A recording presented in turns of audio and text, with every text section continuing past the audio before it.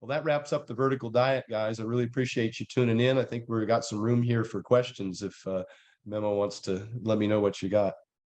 Yeah, absolutely. Thank you, Stan. That was a great presentation. I took notes personally. I hope everyone else did too. We're going to be sending out a recording so you guys can watch this back. There's quite a few questions. I'm going to go through these rapid fire. Our first question is a simple one. Outside of allergies, are there any specific foods someone should avoid? No, there really isn't. If you're not allergic to it, there's a difference between an allergy and a sensitivity. Understanding this is kind of the problem with lactose. If you're allergic to it, you shouldn't eat it. But sensitivity, it's dose dependent. And so you can, and if you don't eat, if you don't consume dairy for a while, your lactase enzyme will downregulate, which will make you more sensitive. And so you might have to titrate smaller doses over a period of time in order to upregulate your lactase enzyme. That's just a specific example, but generally speaking, it's the dietary pattern itself. It's not a specific food that you're trying to avoid. Get sufficient protein, get a broad range of micronutrient dense foods, as mentioned with the protein recommendations, and the fruits and vegetables, and you should be good to go. What are your thoughts on GLP-1 agonist medications? I'd refer to you guys on that. I haven't personally taken them, and I do see a lot of good research as to the benefits of those.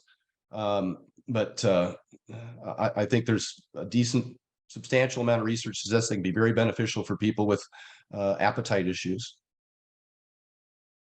We have a client here who's lost 50 pounds over the last 12 months. Congratulations.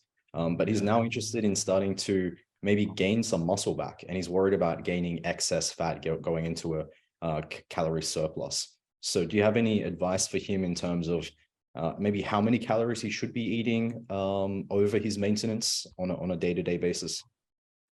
I don't think you would need more than, say, 300 calorie surplus if you want to be really cautious about not gaining too much fat with the muscle. Obviously, you'll gain a little bit of fat with the muscle. It's the same thing with weight loss. You want to try and maintain as much muscle as possible while losing fat. Same things with weight gain. And it's not as though you have to make a single decision. We fluctuate these with our clients. Even with Hafthor Bjornsson, I brought him down from 440 to 395 to try and remedy a lot of his medical his problems with fatty liver and insulin resistance and high blood pressure. But then we took him back up to compete. And so we do like to periodize people's weight. So don't be afraid to go all out, get a small surplus, gain as much muscle as you think you can. And then if you feel like you're getting too heavy, then gradually reduce the calories.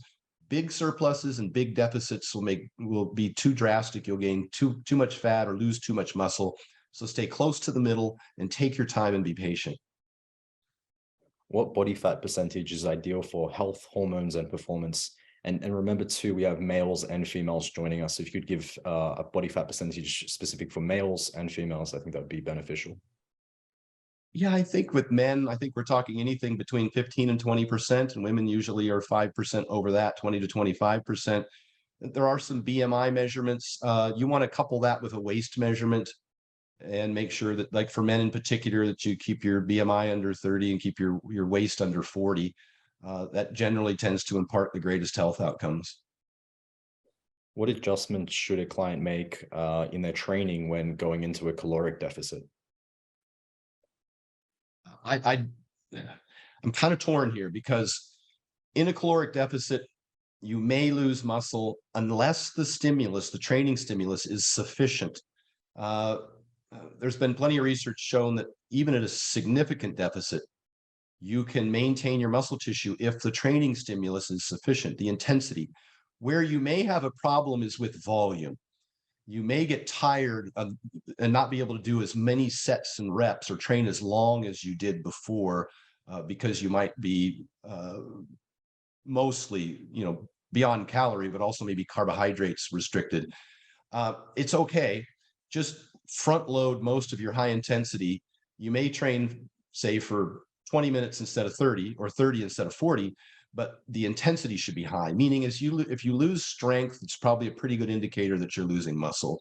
And so keep your intensity high, meaning your rate of perceived exertion. Get within a rep or two of failure is what I should say. A lot of people used to, when they go on diets, they used to start training higher reps. They do sets of 20 or 30 and not get anywhere near failure. And that would result in significant muscle loss. So try and stay close to that 1 or 2 reps to failure. And at least, I would say, 5 or 6 sets twice a week per body part would be able to hold on to the muscle tissue. Great. We have a client here with chronically elevated sex hormone binding globulin levels, SHBG. Any recommendations as to dietary recommendations to lower his SHBG levels?